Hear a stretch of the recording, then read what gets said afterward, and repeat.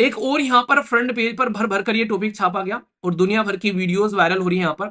इस इंसान का नाम बताओ, देखता हूं आप में से कौन इसका नाम बताता है।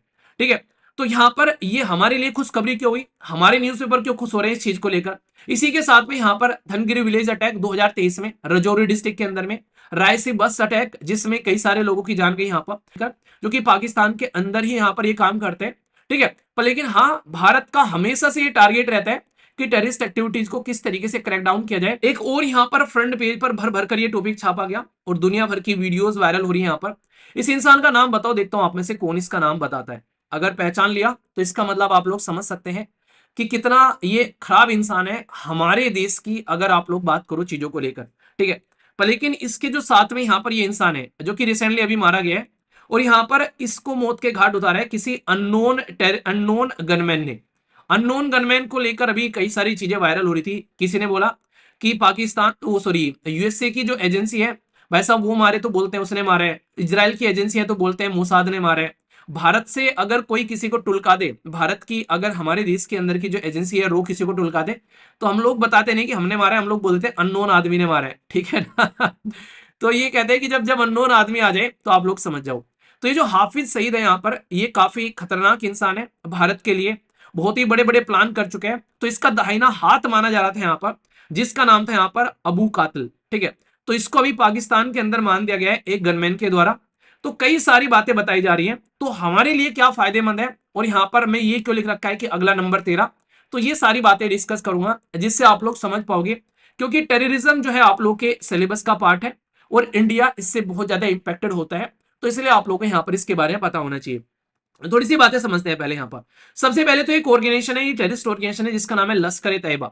तो ये खतरनाक ऑर्गेनाइजेशन है जो कि हमारे देश के लिए काफी एक नेगेटिव माहौल बना के रखती है यहाँ पर ये।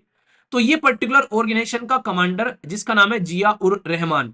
ठीक है, और इसको यहाँ पर नदीम या फिर यहाँ पर अबू कातिल, ये सारे नाम अलग अलग बदल कर यहाँ पर अलग अलग एरिया में इंसान जो है उन्हें छुप छुपाता हुआ घूमता हुआ नजर आता है।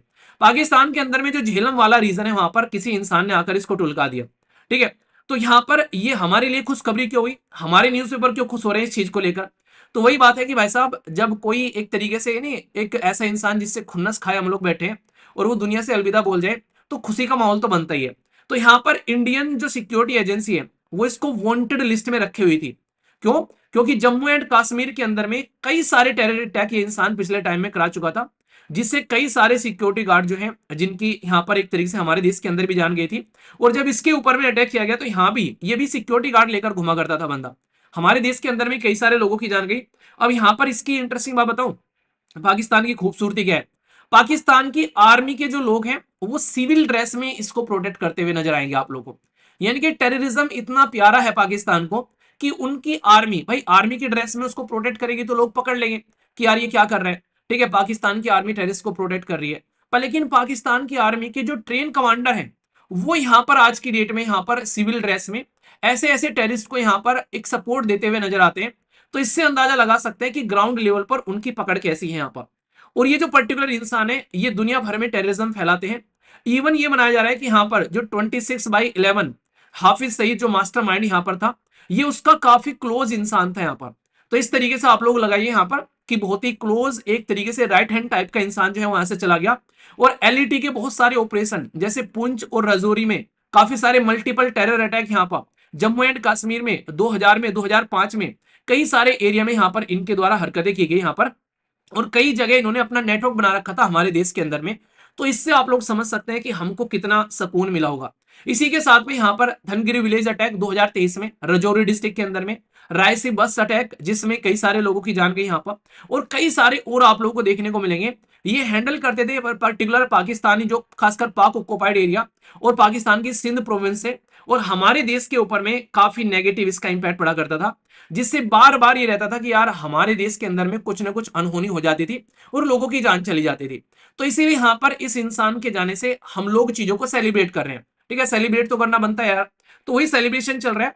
ये इंसान ऐसा था कि भाई साहब इसके खिलाफ एनआईए ने चार्जशीट दायर की थी यूएपीए के तहत में, जिसको बोलते हैं अनलॉफुल एक्टिविटी प्रिवेंशन एक्ट। यहाँ पर कई सारे टेररिस्ट और इलीगल एक्टिविटीज के खिलाफ में यहाँ पर, तो इसका मरना, जिसका मरना यहाँ पर आप लोग बोल सकते हैं कि हमारे देश के लिए कहीं ना कहीं एक पॉजिटिव चीज आप लोग यहाँ पर बोल सकते हैं। अब क्वेश्चन ये आता है, कई सारे लोग बोलेंगे कि यार भारत की जो रो है उसने मार दिया, या फिर यहां पर किसने मारा है इसको। तो इसके लिए अब तक कोई क्लियर नहीं है, अननोन गनमैन बताया जा रहा है। पर लेकिन एक्सपेक्टेशन क्या लगाई जा रही है, एक्सपेक्टेशन ये लगाई जा रही है कि भाई साहब इसको मारने के पीछे इन्हीं के देश के अंदर में जो टेररिस्ट एक्टिविटी है उनके बीच में राइवलरी देखने को मिल रही है, लड़ाई देखने को मिल रही है। तो उसके चलते यहां पर अपने अपने वर्चस्व को जमाना चाहते हैं, तो उनकी आपस की ही लड़ाई जो है यहां पर इनको मरा रही है। आप लोगों ने देखा ना सलमान खान की वांटेड मूवी, ठीक है, तो यहां पर उसमें क्या रहता है, तो उनको भिड़ा देता है आपस में वो, तो यहां पर एक दूसरे को मारने लग जाते हैं यहां पर।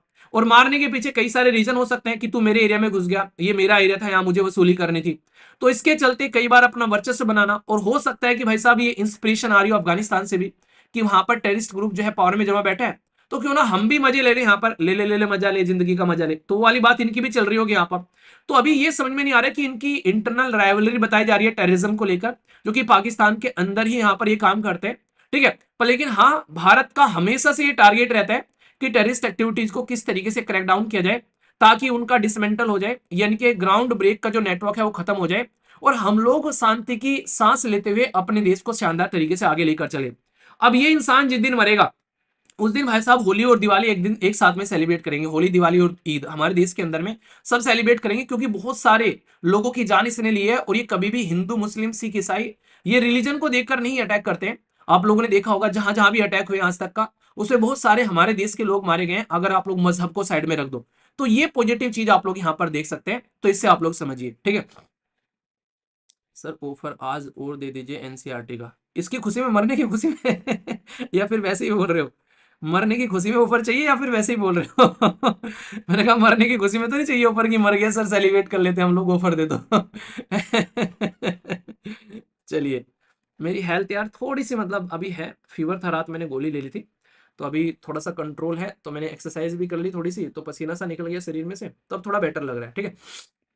पर हाँ, वॉइस में थोड़ा सा है डाउन अभी, मतलब बोलने से गले में थोड़ी सी खराश है, तो हो जाएगा सही, एक्सरसाइज वेक्सरसाइज होने से सब फिट हो जाएगा, ठीक है।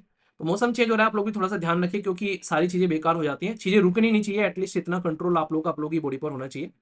तो आज कल में मैं फिट कर दूंगा इसको, अब तक थोड़ी सी ट्रैवलिंग वगैरह और चीज़ें हो रही थी काफ़ी, तो उसकी वजह से चीज़ें ठीक थोड़ी सी टाइट हो रही थी, ठीक है। अब थोड़ा सा मैं चीज़ों को ठीक कर दूंगा, सारी चीज़ें ठीक हो जाएंगी, ओके।